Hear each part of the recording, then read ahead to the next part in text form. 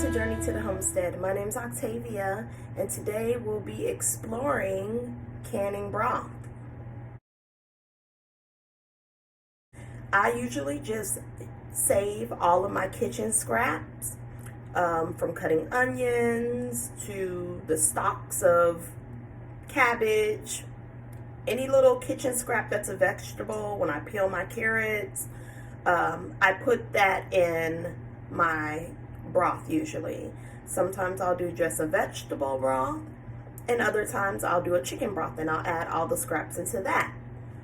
This particular time I've added kitchen scraps. I don't think I didn't have a lot of onion scraps, but it's mostly vegetables along with the chicken, so that you know what you're looking at. And all I do is I kind of put the chicken in like a clean, non-used, never been used trash bag, and then I stuff it in my freezer until it piles up to an amount where I'm like, okay, I need to go ahead and can some broth. So come on along with me on this journey to exploring and learning about homesteading lifestyle on Journey to the Homestead.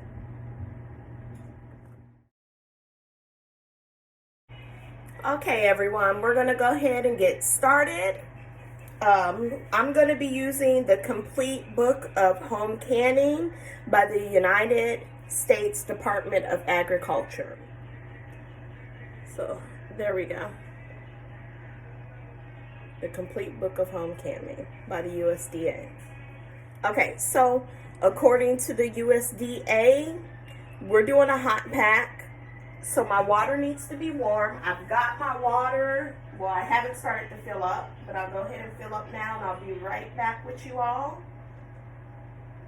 I'm just going to have it kind of like on a medium high. And I'm going to fill it up with the 3 quarts of water, and then we'll move on to the next steps from there.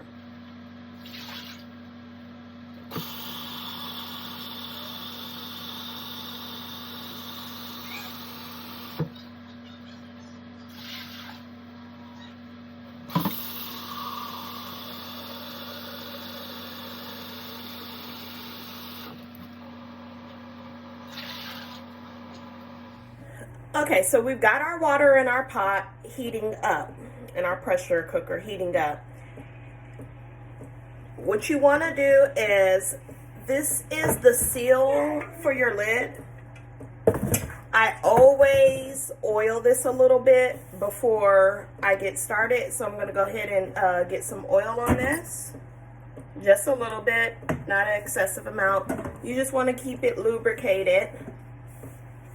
So I've been pressure canning now for a year. I think one of the first things I pressure canned actually was broth, because I'd already been collecting all of my little tidbits and scraps.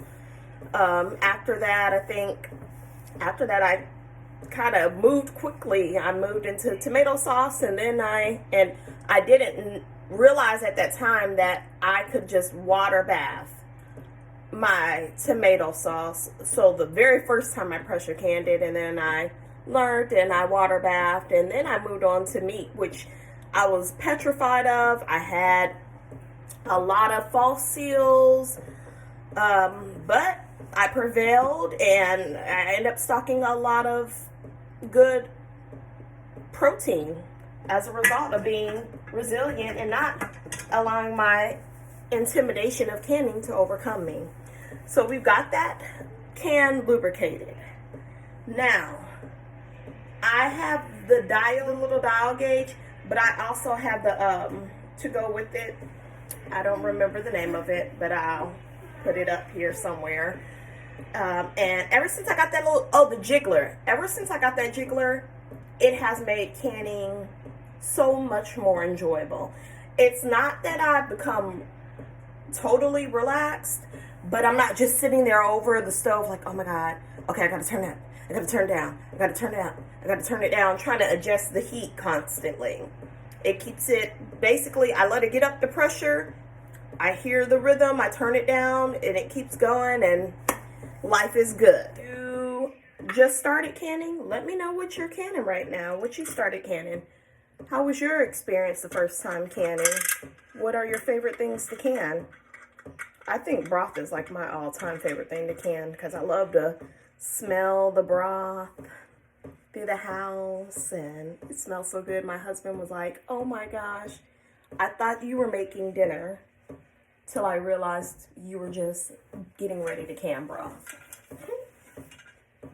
It does smell that good. I think even one time we just drank it when I wasn't feeling good and it really helped me to feel a lot better after that. So you want to get this on here tight. You want to check your little air vent to make sure that there's nothing going through there. I'm not going to lie, sometimes I even give it a little just to make sure. Okay, so my lid is ready. The jiggler won't go on just yet. And my pot is ready. The water is warming up. So we're going to go ahead and move on over to the station where I actually put the broth in the jars. Come on along. All right. I'm hoping that you guys can see me. I know my setup is not the best. I'm going to get one of those little stand thingies. I promise. So just rock with me for right now. I've got my jars in the oven warming up, staying warm because my broth is hot and I don't want any jars to break. I could have put them in a pot of hot water as well, but I just didn't because I don't have any eyes available on my stove. So we're just going to start with the first two. Okay. So we put our funnel. This is the part that always gets me because I'm like, okay, how am I going to do this? But I think that what I usually do is just kind of get something to hold it up a little bit. All right. So here we go. The thing that makes this project unique is because I've never put my roaster down so low and now I'm having to bring it all the way up. I don't know how that works for me, but how that's going to work for me. I might have to change this whole little setup.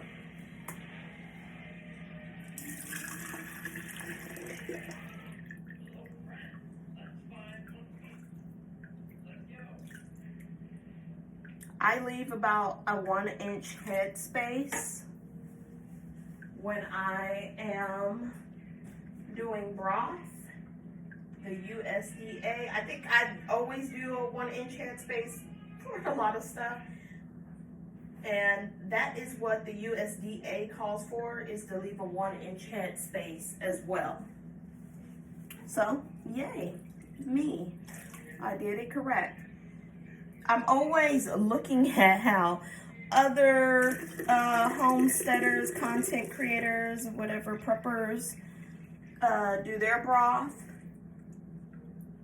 in comparison to how I do my broth, in comparison to the regulations by USDA. I am bad about procrastination, and I'll be like, okay, I'll get to it. And so my broth ends up being a little darker than what it should be because it's overcooked.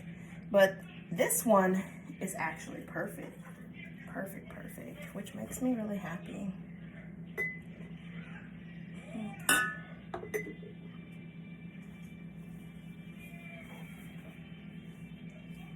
Yeah, so I'm just gonna go ahead and I'm gonna get the rest of my jars done.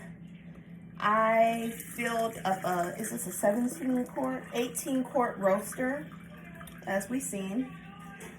And I will tell you how many quarts I end up getting out of it. I might do a couple little pints, I don't know yet. But I like to use these for my soups primarily. And since I do, it's more beneficial that I use quarts because then I can just dump it all in there.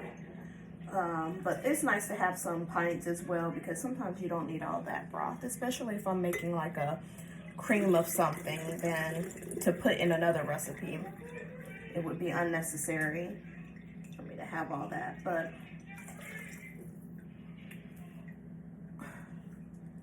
I knew I wanted to do majority quarts and not use up any of my smaller jars, just because I have so many quarts, like so many quarts. I had actually a real good steal I found on Facebook Market, and I ended up getting like, I can't quite remember, but it was like 10 packages of quarts for like $30. It was a total steal. We had to drive out of town. Well, my husband, he drove out of town after work. About, I think it was like 45 minutes away, and his job is already 45 minutes away from home. So he was a real sweetheart for that one. Love ya to pieces, babe. Anywho, so I want to use up some of these quarts. And also I have an Azure haul that you guys will see. I'm going to go pick up today. That's why I'm trying to get this done. And I know in the Azure order I have some oranges, and I wanted to do canned orange concentrate juice. Did you guys hear about that Simply Orange issue? And the crazy thing is, we used to buy Simply Orange, but I don't know, for whatever reason, I stopped buying it. I feel like I was led by the Holy Spirit. I stopped buying it, and I started buying another orange juice, but now I'm just like, see, this is why I need to make and can my own orange juice concentrate, which is what we will be doing in the next project. Canning our own orange juice concentrate, and I also have plans to do a lemon concentrate because I have lemons coming in as well.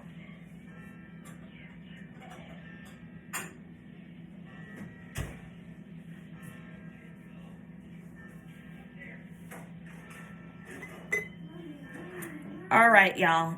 So you're seeing what I got going on. I'll be right back. All right. Okay, everyone. So we've got 6 quarts right here, jarred up. And we're going to, you want to get some vinegar. I would just put it in this container. And a clean cloth. And we want to wipe off our lids. Well, not our lids, our rims. Excuse me. We want to wipe off our rims.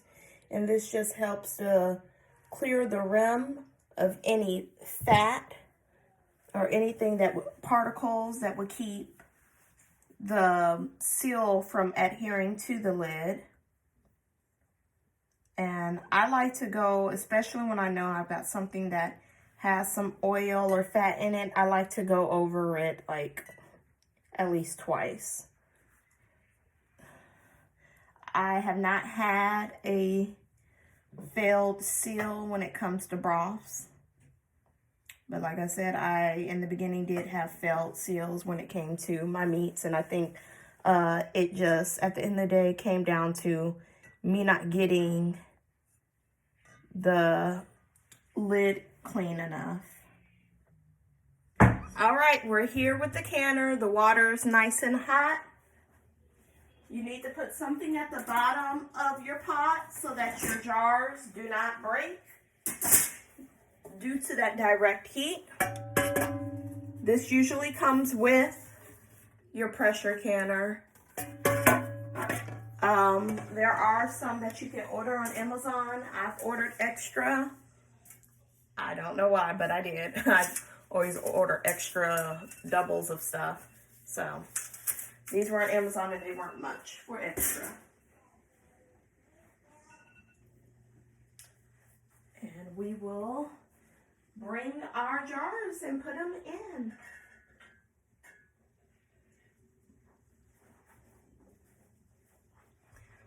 I have a hood right here and I cannot stand it. I wish it was higher. But oh well. It looks like I might need to add a smidgen more water. See, the thing about this is in your pressure canner, a line will basically, right after the first time you can, you'll start to see a line like a water line. That can be a good indication of how much water you need when pressure canning. That's kind of what I go based off of. So I might add a little bit more. We will see after I get all of the jars in here. Like I said, if I've made any mistakes or you see anything that you have any questions or would like to give me any advice on, please feel free to do so, because I am new to pressure canning. I've only been doing it for a year. And I'm not a know-all.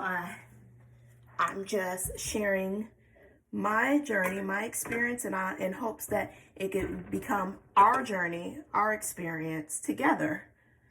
And who knows, maybe we'll all meet and have a canning party one day.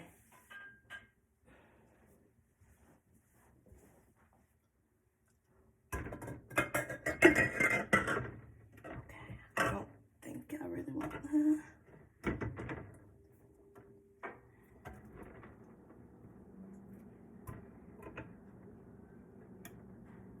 Trying to make sure my jars got a little bit of space. I mean, they're supposed to have naturally space. That's what this was made for, but I just make sure. Okay. And this is where the fun part begins. The real fun part. Well, there's a lot of fun parts. Let's see here. Make sure this is nice and tight.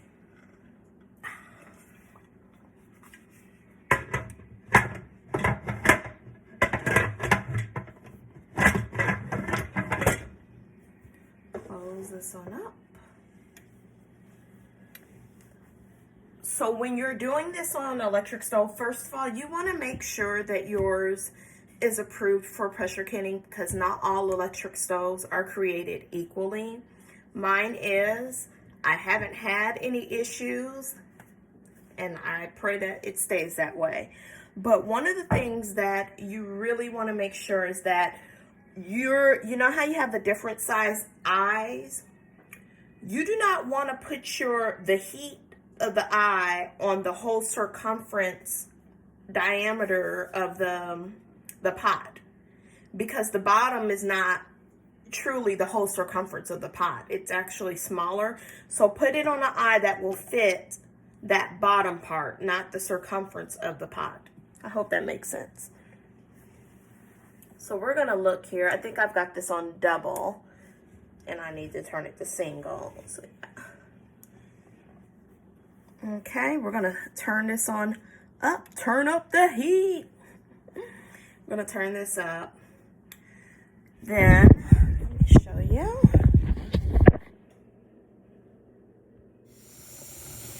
Okay guys, I know you probably cannot tell, but there is a steady stream of steam coming from there, I promise you. I just don't think my camera's picking it up very well. Let's see. So we're gonna go ahead and set this for 10 minutes and let it do its thing. And then we'll put our jiggler on. Okay guys, so it's been 10 minutes. And now we're gonna place the jiggler atop of the vent. Don't be scared, it's not gonna burn you. I used to be scared of that. And in a couple of minutes, it should reach up to pressure. As it reaches up to pressure, you'll start hearing your jiggler jiggling. And you'll want to wait till you can hear some consistency in it, a steady jiggle, and you'll adjust your heat accordingly to that jiggle.